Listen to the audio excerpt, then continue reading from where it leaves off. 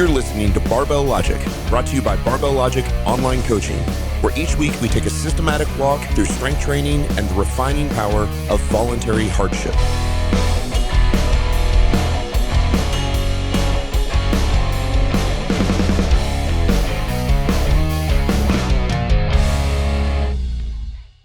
Welcome to another Barbell Logic podcast. I am Scott Hambrick, and of course we have Matt Reynolds today. And today we're going to do a show that we should have done at number 9, something like that. Two? Think so? I don't know.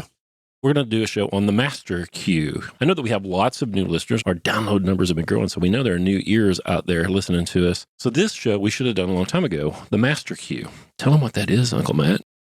Well, the master cue is probably, especially for a beginner, the most important thing to think about when lifting on the main lifts, the squat, the deadlift, or the press, a lift where we're standing up, which is that the master cue says that gravity pulls straight down. Therefore, to work efficiently against gravity, I'm trying to move the bar straight up.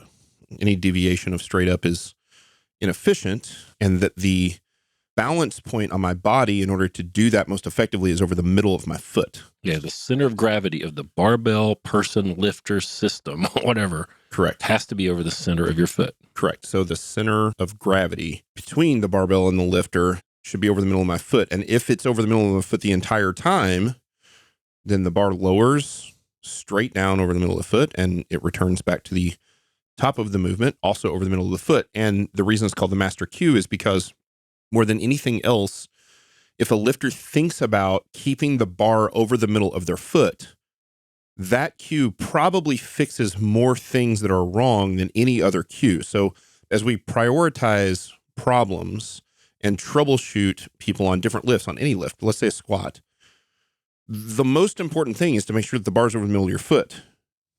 You cannot perform even a non-low bar squat. You can't perform a high bar squat or a front squat or a box squat correctly unless it's over the middle of your foot. It has to be over the middle of your foot in all those squats as well. Yeah, if the bar weighs 495 and it's on your back and your segments are fixed lengths, right? Your back is a certain length, your femur is a certain length, your shank's a certain length. And when the bar is that heavy, it has to be over your foot or you're going to fall over. So if the bar gets over your toes, you're going to tip over on your face. Yep. If it gets over your heel, you're going to fall backwards. Right. So if you can manage to keep it over your foot, you almost have to move right in all other ways. Sure. As long as you hit below parallel anyway. Well, there is a correct way to low bar squat, and there is a correct way to high bar squat, and there is a correct way to front squat, and all those variations. Now we have to decide, where do we want to place the moment force or the most amount of moment on what muscles to allow the most muscle mass to move the weight. And so we look at something like a low bar squat and say, well, if we use the master cue and the bar's over the middle of the foot, in a low bar squat, we're able to more readily use the muscles around the hips, which are primarily the hamstrings and glutes, but also the adductors, abductors, those things, as well as the quads, which contribute to knee extension. And so a low bar squat would use more muscle mass than something like a front squat or a high bar squat, which would use potentially a little more quad, but significantly less hamstring and some less glutes. But all of those stem from this idea of the master cue. Now, the interesting thing about this, in general, most people don't argue against the master cue. That's one of the things that is rarely argued against. Most people widely recognize at this point that the bar should be in balance over the middle of the foot. You still hear people cue heels Sure. all the time. You do. I will cue heels if somebody will not get the bar back over their midfoot. Like if they consistently squat with it over their toes and their heels popping up, I'll cue heels. It's just an overcorrection cue. It's not because we actually want them on their heels. But there are people that just teach it that way. Yeah, I think they don't understand. You know, I've certainly heard people that know the argument against a low bar squat. Yeah. But I've never heard anyone argue against the bar being balanced over the middle of your foot. No. So the person that teaches heels, that's somebody's football coach. Yeah. That's just the way they do it. They don't have an argument. They know that you're not supposed to be on your toes, and they don't realize that there's another option. If not toes, then they go, well, then it must be heels. So we're going to come back and talk about ankle mobility in a minute. Okay. But the midfoot cue, the master cue, the first time, maybe the first 3 times, I'm like, gosh, I don't know how to keep it over my midfoot in the squat. Okay. The takeaway I had was that I should be able to actually know where the bar is and place it over my foot. Right. right? Like, so like a ballet dancer would know exactly where her elbow was and her knee was, and has all this exquisite like spatial orientation, and they can put their bodies in the exact position it needs to be in to do the thing they do. Sure. That ain't me. Now, my wife, if you tell her, put the bar over midfoot, she can actually put the bar, she can think about where the bar is in space and put that over her foot. Sure. What do you think about? Here's the breakthrough I finally had after doing this for 45 years. After way, way too long, I'm like, okay, the bottom of my foot is a pressure gauge. That's right. So I can feel where the center of gravity is by feeling the bottom of my foot. So when I'm squatting, almost my entire focus is on the sole of my foot. Yep. If there's too much pressure on my toes and my heels are getting the light, ball of your foot, right? Not really the ball your of my toes, foot, but- right. If the pressure is more pressure on my ball of my foot than my heel, then I know the bar's too far forward and I need to reach back with my rump. If I have too much weight on my heels, which never happens for me, then I need to lean over a little more and get that pressure over my midfoot. Yep. So when somebody says midfoot, that means to me that I need to be feeling the sole of my foot. And as I'm making the descent, it's primarily the descent for everyone that they have to worry about this. Sure. I need to be Equal pressure. descending slowly enough that I can feel my foot and make decisions on the way down to keep that pressure even. If I go down too fast, I can't adjust. Sure. So midfoot. I also think it's one of the harder things to see as a coach, that it's one of the things I take for granted. A lot of people, I can see when people get a little too far forward or a little too far back. And I mean, and even keeping, you can't really see the deviation on the bar. You can see the deviation on the pressure of the shoe. Right. Is where you see it. So they're like, what are you looking at? And I go, look, even in a squat shoe that's got a solid heel, you can see the leather upper sort of squish closer to the ball or closer to the heel if there's too much pressure on the front or the back of the foot. And so it's one of the things I'm looking at. Now, here's the thing. You started with the example of if you have 495 pounds on your back. Well, if you have 495 pounds on your back, or even 300 pounds on your back, or 225 on your back, you can feel this pretty easily. That's right. But with an empty bar, you can't really feel it. It's much, much harder. And so it's one of the reasons the Master Cube, when we first start working with somebody on a squat, even somebody who's lifted for a long time, they're cold, their muscles aren't warmed up, they've got some inflexibilities, they're tight. I'm not worried about the bar staying directly over the middle of their foot on the empty bar set, 95 pounds. So that's a dirty little secret. So the center of gravity of the barbell lifter system is what has to be over the midfoot. Correct. We say the bar over the midfoot, but that's actually not the truth. Sure. When it's just the bar, if you look at the bar at the lifter from the side when they're squatting with only the bar, particularly the heavier that person is, in fact, Sure. the more the bar will be forward of that midline. Of course. But they're feeling the center of Right, gravity because the over bar midfoot. weighs 45 pounds and the person weighs 300 pounds. Right. But now as the weight of the bar goes up and becomes more and more percentage of the person's weight, and then passes the person's weight, and then becomes double the person's weight. Now you've got a 200-pound person squatting 400 pounds. That brings that bar path closer and closer and closer to the actual middle of the foot. So much so that by the time it gets to be a body weight squat, you really can't perceive the difference between the middle of the foot and slightly in front of the middle of the foot, and half a centimeter that it is anyway. But yeah, absolutely. Now, of course, the center of mass changes throughout the lift, right? From the top of the squat down to, so you think about the mass of the lifter barbell system, right? With the empty bar. So where is the focal center of mass? So the center of mass of the earth is the dead center of the earth, right? Like, because it's a sphere. It's spherical. Sphere. I just want to enunciate right, because I say words strangely sometimes. Like the way you say hypertrophy. And in a person, again, it very much depends on whether the person is top heavy, bottom heavy, whatever. But in an average person with an empty bar on their back, the center of mass is probably somewhere about the navel. Right. Somewhere. And then as they squat down, again, with an empty barbell, the center of mass would stay close to the same, but would lower slightly. When somebody is squatting with just, let's say, just body weight, and they squat to below parallel and stop at below parallel, their center of mass is actually going to be somewhere in space, kind of in between their thighs and their stomach. That's somewhere exactly in right. there. But out in front of their thigh and stomach, just a little bit. It won't be in their body. Correct. But as the weight on the bar goes up, the center of the mass also goes north, superior. It drives up the body, because the weight on the bar becomes more and more and more of the total mass of the bar lifter system. So it gets a lot more complicated when you start thinking about the center of mass than it does the center of gravity. And sort of pared everything down to a very simple cue where you could just say, look, just keep the bar over the middle of your foot. That's the master cue. That's all. That's it. Well, right. And that's easier said than done, obviously. But it really does help. I often think of, I wish I had a better way to say this, although it seems to work okay. I've often thought of the barbell sort of like in a mail slot turned vertical, a vertical mail slot instead of a horizontal mail slot. You got to keep that bar riding right down. It's almost like the bar is on a Smith machine.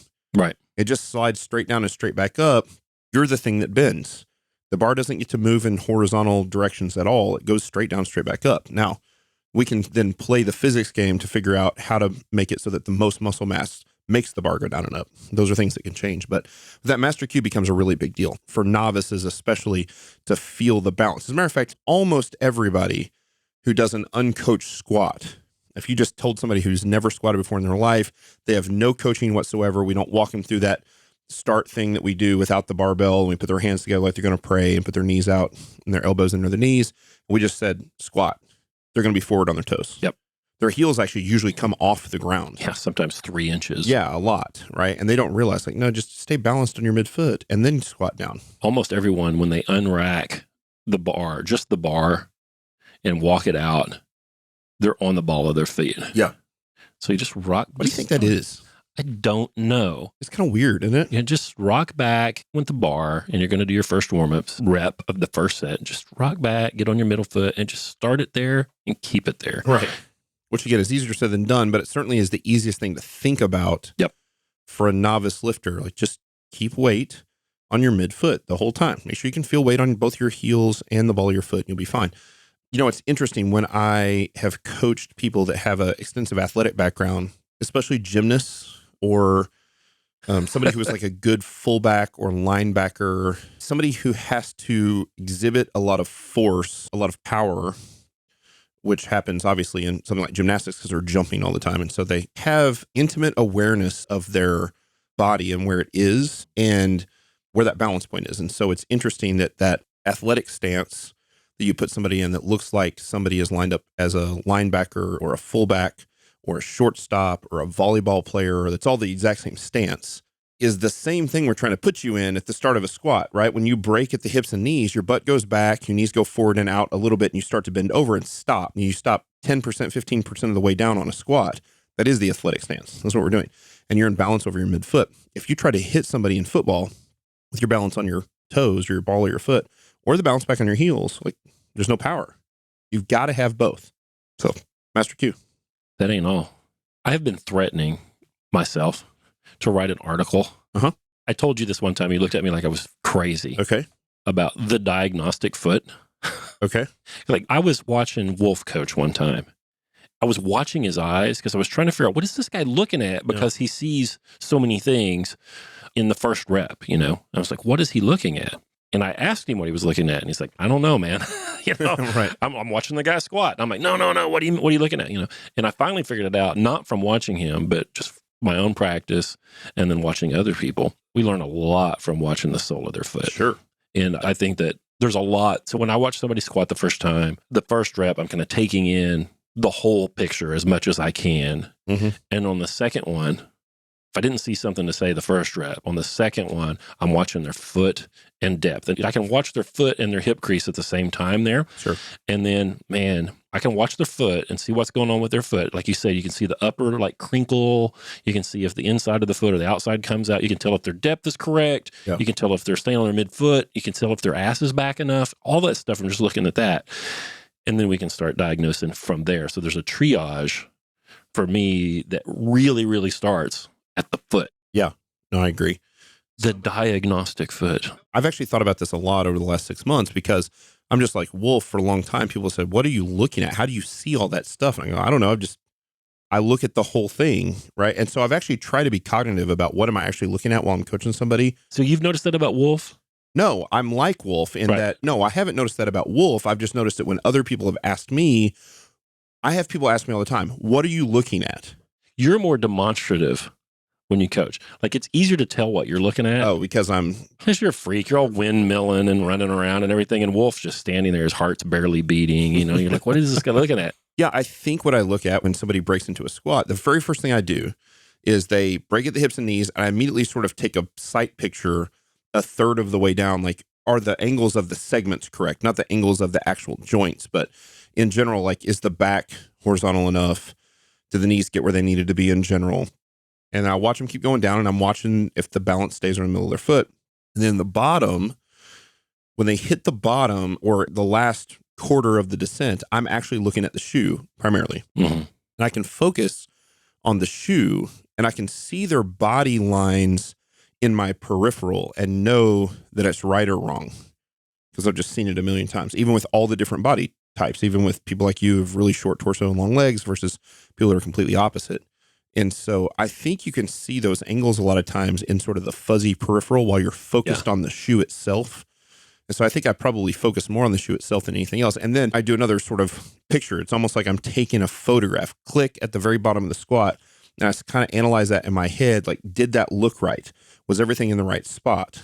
And when I recognize it is, or generally is, then I start looking at, okay, is the hip drive there? Does the back angle maintained, both on the way down and on the way up, and things like that? But yeah, it's that midfoot. Not only is it the master cue for the lifter, but it's the telltale sign for the coach that something is right or wrong, right? And so, yeah. Yes, when you were saying that, it made me think more about what I'm seeing. I watch the foot, like you said, after they're halfway down, there's not really much more to see up top, right? Because the back angle normally doesn't change after halfway down, unless it does. Unless they're already wrong, and you'll know by then anyway.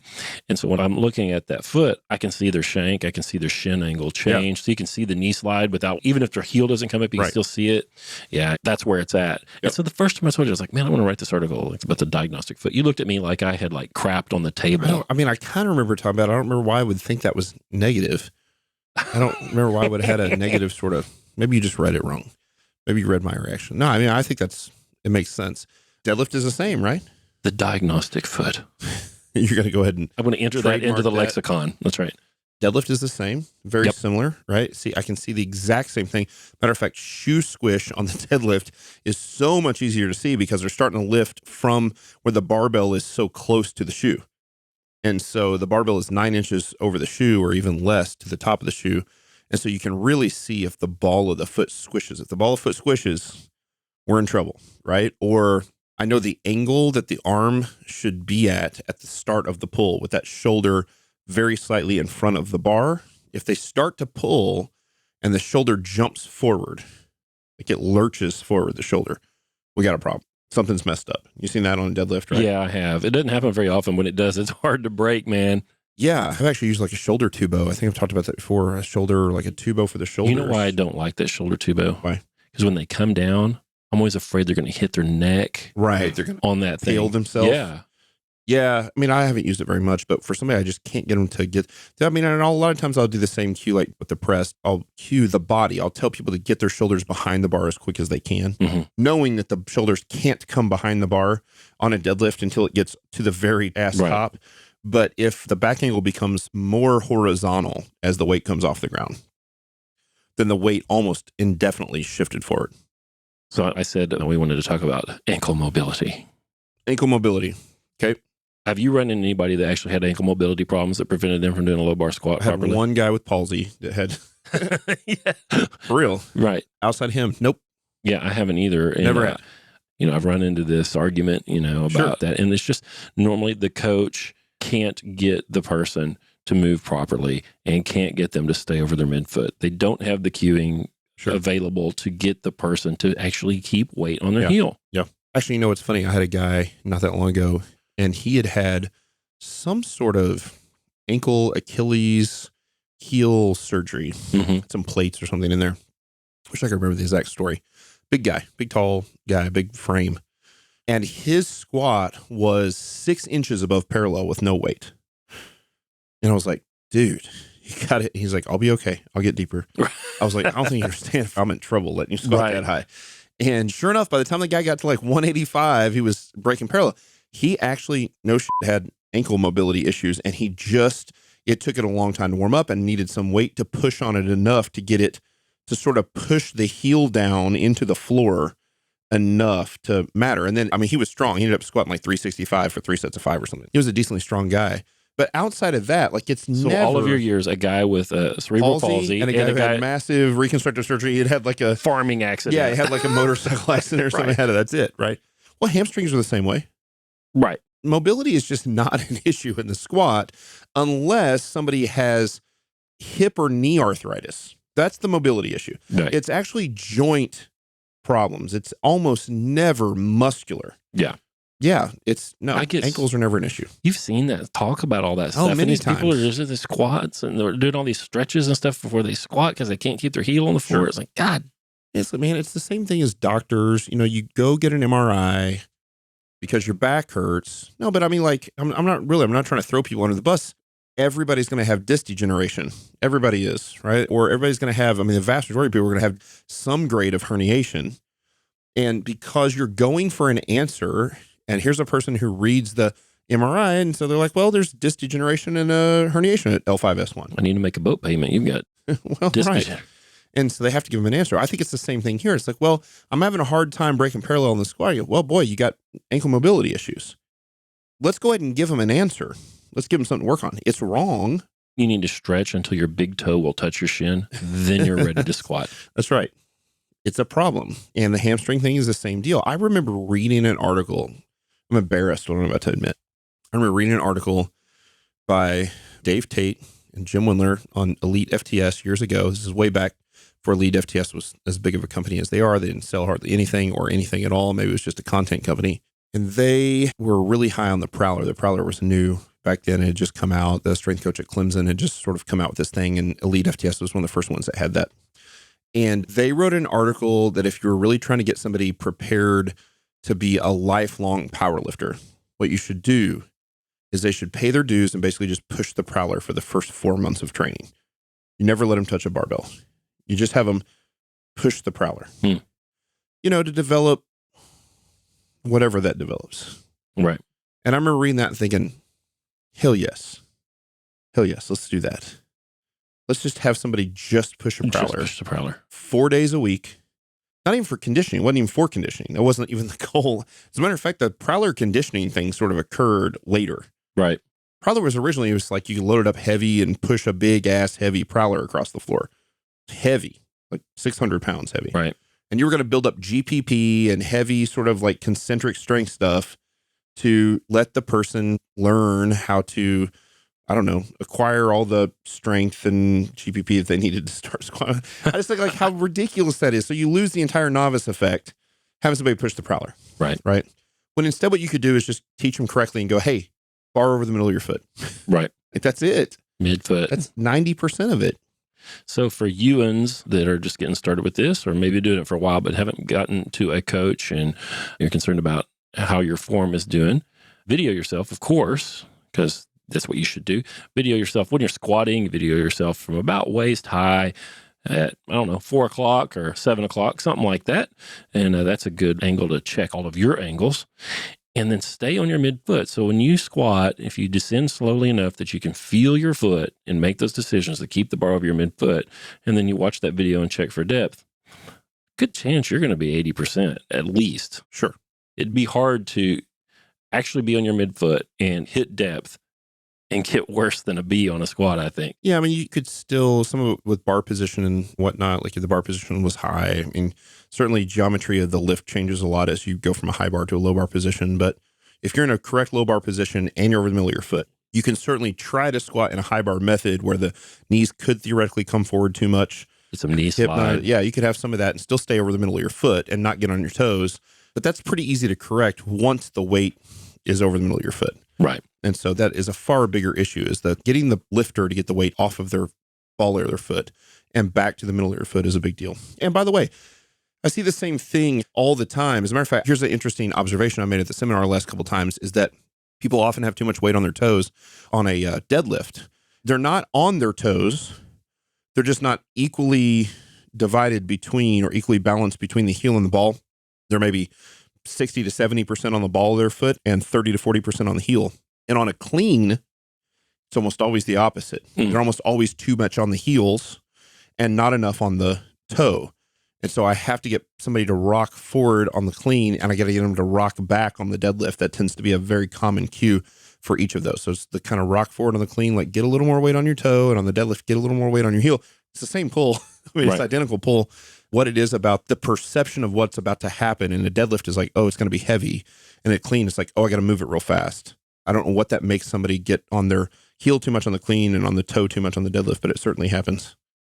Yeah, if they got too much weight on their toes and they start to push off the floor, their hips tend to come up ahead of their shoulder. Every time. Yeah, so you have to. Yep. If you got to do it wrong, too much on the heel. Sure. On the deadlift for sure. Yeah, on the deadlift for sure. Too much on the heel would be better and certainly easier to fix. Although, I see that problem too. Sometimes I'll just go ahead and call her out because she's a full-time employee. But Nikki Berman, I coach her now, and she is a heel deadlifter. And the problem with that is she gets set in a just about a perfect position to pull, and then she starts to make the weight heavy in her hands. Her shins go straight. Like her shins go 100% vertical. Yep. And she shifts back to her heel. And when she shifts back to her heel, her knees go back, her butt goes back. And if both those go back, then her back gets more horizontal. And her back gets more horizontal. Now there's more moment on the back. And so now she's more apt around the back. It's just a domino effect. Now she's doing a stiff leg deadlift. She's doing a stiff leg deadlift. That's exactly right. So what do? Well, we cue her to keep her knees forward and to push through the middle of her foot with her knees, with her quads, to start the movement. And sometimes she can get it, sometimes she can't. But, she's also she's a over 300 pound, 315 pound deadlifter, 320, somewhere in there, deadlifter, which is a pretty heavy deadlift for anybody. Yeah. And oh gosh, she don't weigh that much. No, I'm not exactly sure. I think I know what she weighs, but I'm not going to say.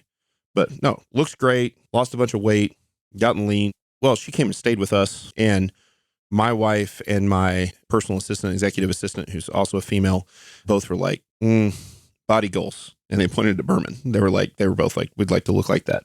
So she looks great. She's in great shape, and is a good lifter and a good coach, but she'll still kick back and push off those heels. And when she does, it doesn't seem like that big of a deal, but it pulls the quads out of the movement a little bit. And it's just that master cue is the big deal for her. So we really cue that a lot. Like master cue, midfoot, feel the midfoot as you push through to start the movement. Don't feel it back on your heels. And so she's gotten used to do that. So it's hard to break that pattern for long time lifters who have done it one way or the other. I think we've about beaten that to death. Cool. Yeah, there is the biggest cue. That's the one we, almost always start with. Go right now, just go ahead and stand up, kind of cross your hands on your chest like you were going to be placed in a coffin. And then rock forward and feel that weight on your ball of your foot.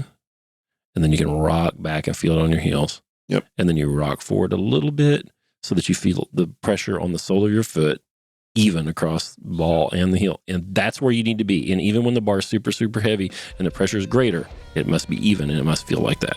Yep. You do that, you're close to there. Well, that's another Barbell Logic podcast. I hope you guys enjoyed it.